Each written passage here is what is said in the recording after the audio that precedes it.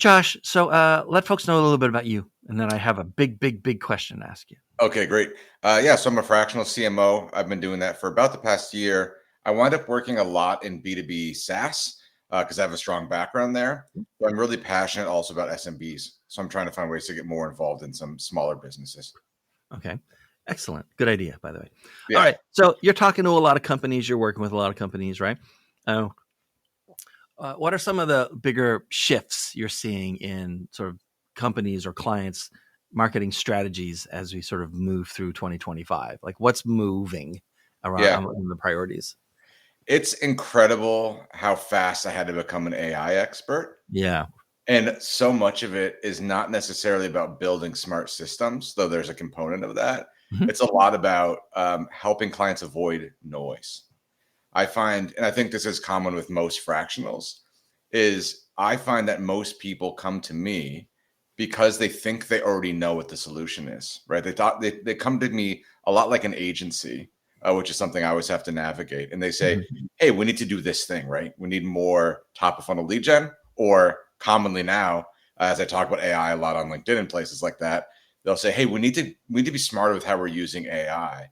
And there are a million options, and a lot of them are bad or poorly built or just built on Right. top of something simple. So lots of conversations around navigating that and what to avoid, and oftentimes what stalwarts still really matter in the software space in particular.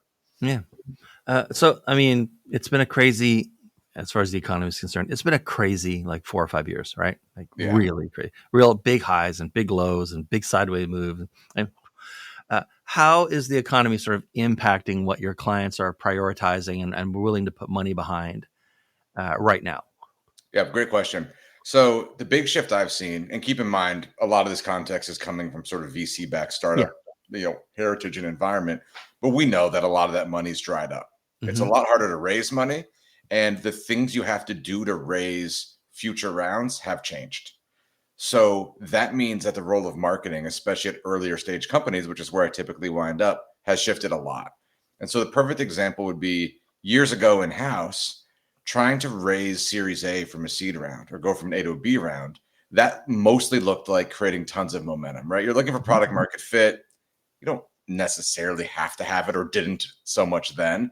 You just needed to show momentum. So if I, as a marketer, am capturing leads that are our ICPs, and they're really showing true engagement and interest in a B2B environment, we're getting a lot of them to become qualified opportunities. Great. We can raise tons of money on that, right? Because the future is forever. The big change I've seen with everything happening in the economy and what that's done with VCs is businesses have to really work to raise money.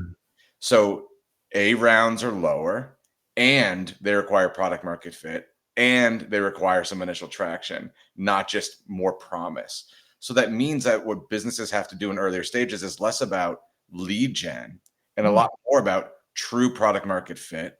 I think there's a lot more more focus on life cycle marketing to make sure that the customers that they are closing are sticking around and are hopefully upselling. And I think that's starting to fall into marketing more and more. Account management teams are smaller or leveraging more automation, so that becomes more of a marketing task. And so I guess the short answer there, Dean, is we're moving from a world where it's all about making things look really big with huge potential into one where businesses have to seem viable and prove that they're viable to raise any money at all. And that shifts early stage marketing big time. Let me ask you a question. I'm not a fractional CMO, but let me ask you a question as a fractional CMO. You've you're past like the 1 year mark now, right? So compared to when you first started being a fractional CMO, you've been in marketing for a long time, right? Has the process of finding clients changed in the last year, or do you think it's going to be very different in 2025, 2026? Given especially how many more people are like rushing into that field.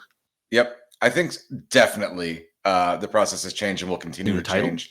My question is it about a changing system and a changing marketplace, or is it Yeah, about my own sort of knowledge and experience? Because right out the gate, one thing I did is I interviewed tons of other fractionals outside of marketing. that's a good idea.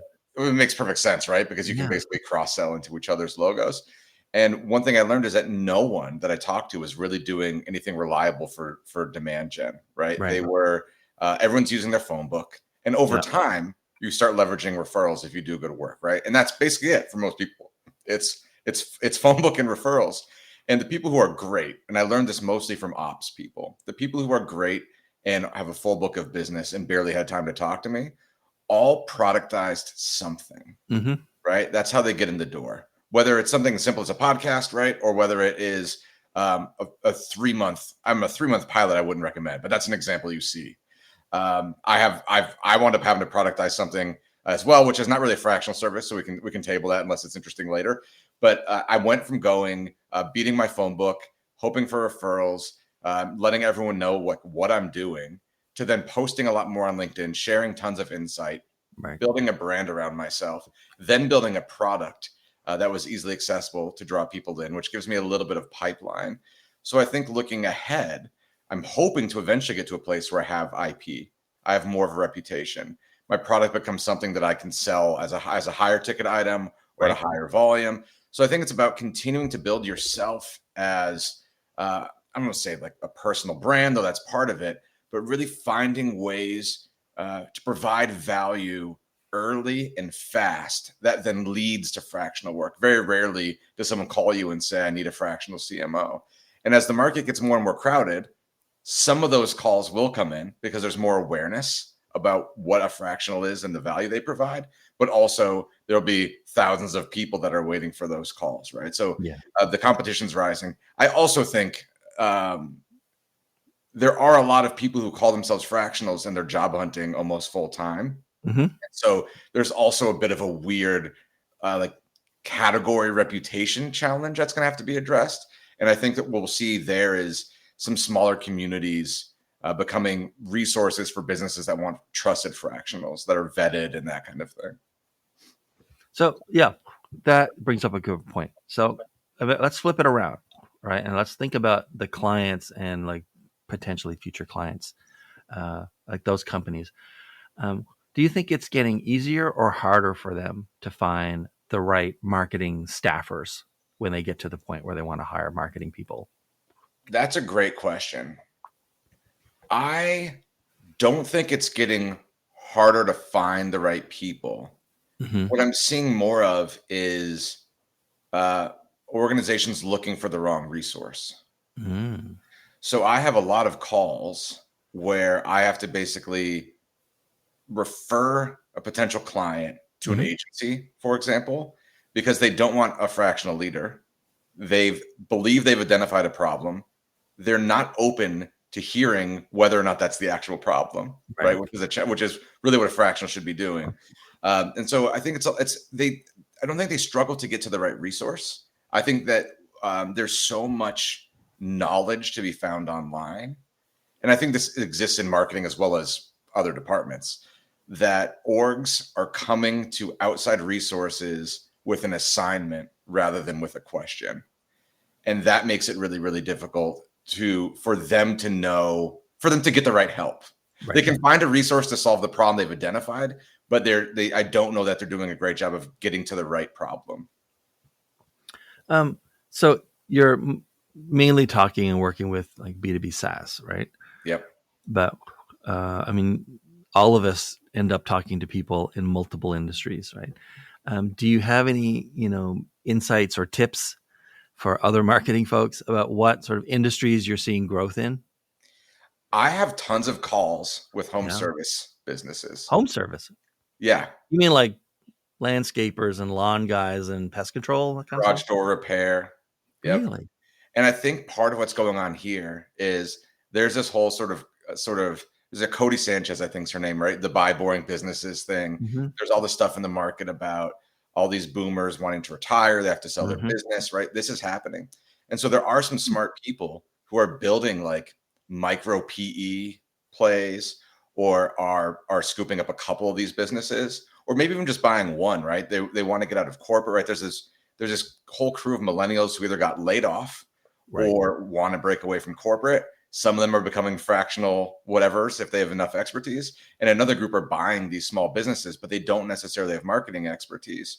And so I wind up getting a lot of those calls. Now, part of that could just be sort of my network, right? I'm really tapped Sure. into the startup thing. And so those are people that are sort of churning out of that are also people that I know. But I'm having tons of home services, calls, which is really, really interesting and such a different thing. I mean, Right. if you think about marketing B2B SaaS versus marketing almost like a mom and pop home service business, or maybe Yeah. they got 8 trucks, completely different thing. And look, they don't have enough money often to afford a fractional in a traditional Right. model. And so then that opens up new models also for Hmm. fractional. All right. So let's talk about that then for a second. You can talk about by the way, I'd never heard the term micro private equity. And here's why it's a fantastic term. I'd never heard it. And I knew exactly what you were talking about. Yeah, a great term. I don't know if you coined it or not, but that's like chef kiss. That's I like, didn't. I saw it somewhere, but I couldn't tell you where. And when I saw it, I was like, "That's exactly the yeah. word." Yeah. Okay. So, what are some mistakes that companies you see are making still, Yep. these days, or new mistakes that Yeah. weren't even possible to make before? The biggest mistake I've seen companies make on the marketing front throughout my entire career is, and it's the same problem I just mentioned. Oh, Oh, it is a problem I see a lot.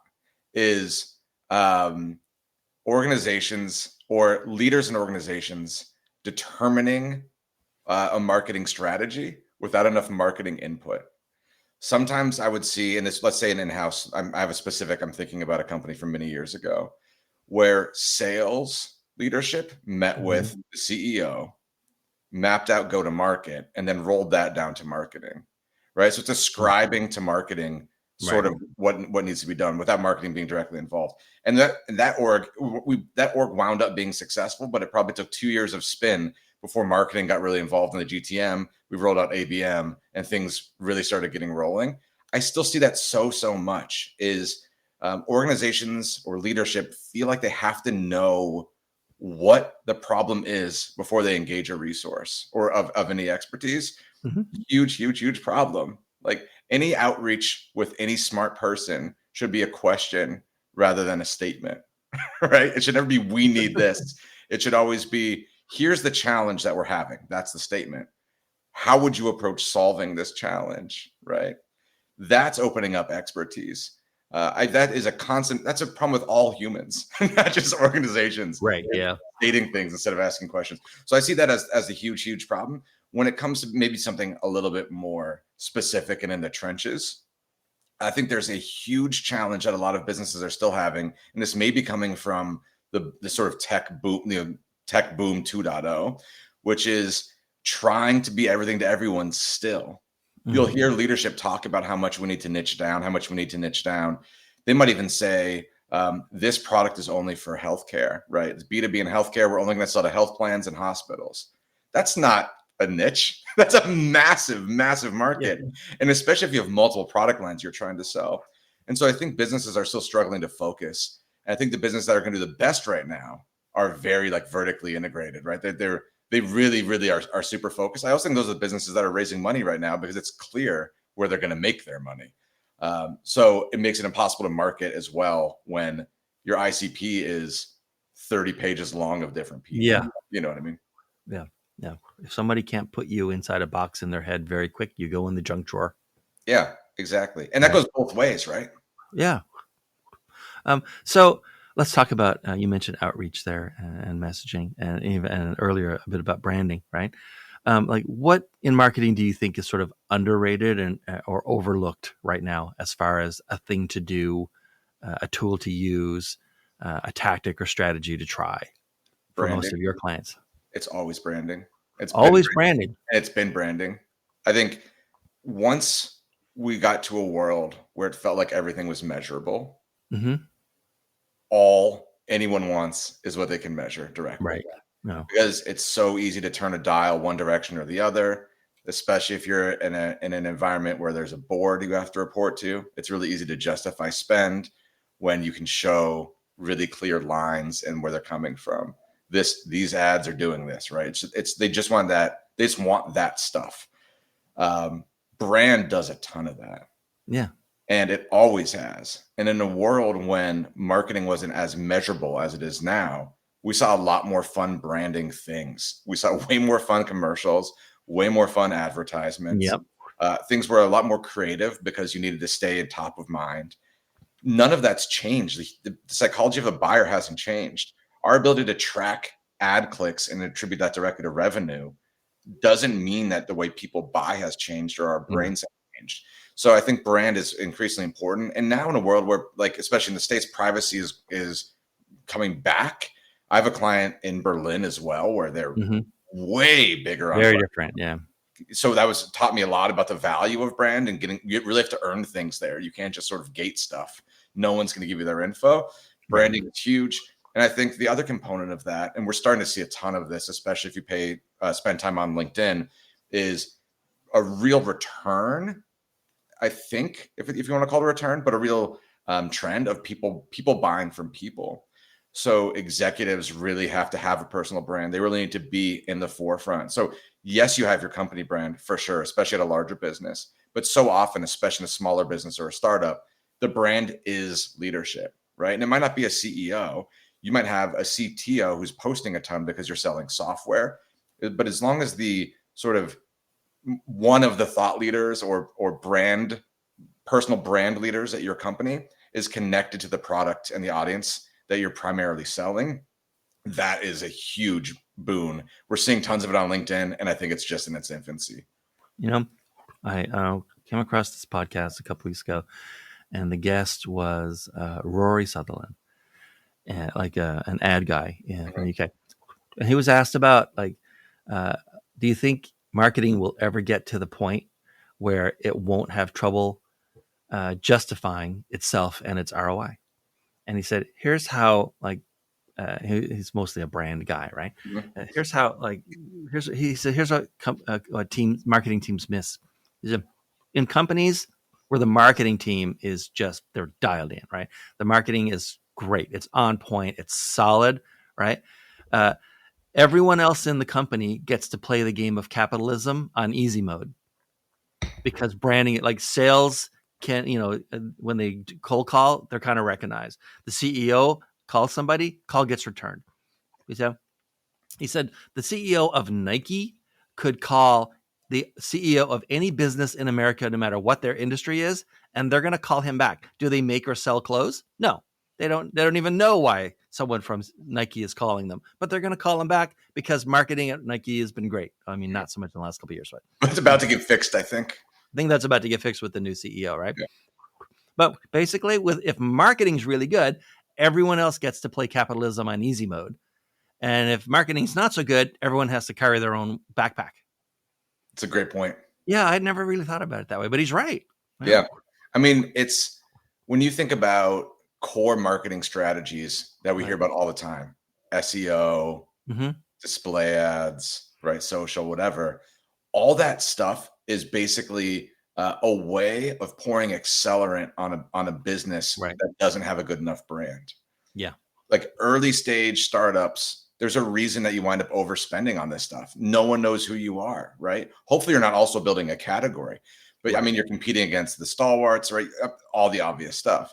But once your brand name is known, you get inbound like crazy. Yeah. Your ad budget goes down because when someone sees your brand and you're providing an offer for something they care about, they're going to click on that or go straight to your site. I mean, brand is the game. The rest is just then right place, right time, right? And and there's a lot of analytics that can help do that now in a way that we never could 20 years ago.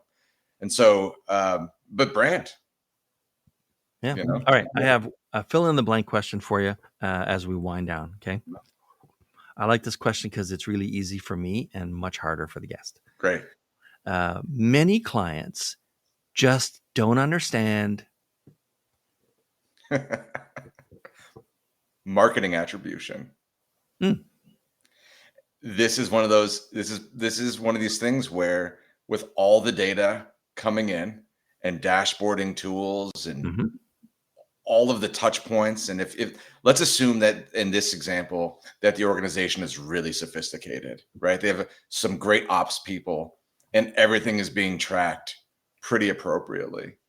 There's still a conversation in some meeting where an executive or a board member is going, what ad is driving the most revenue, right? And so I'd say, well, we ran this ad, this is what happened, this is the waterfall, it's really well tracked, that's what's driving the most revenue.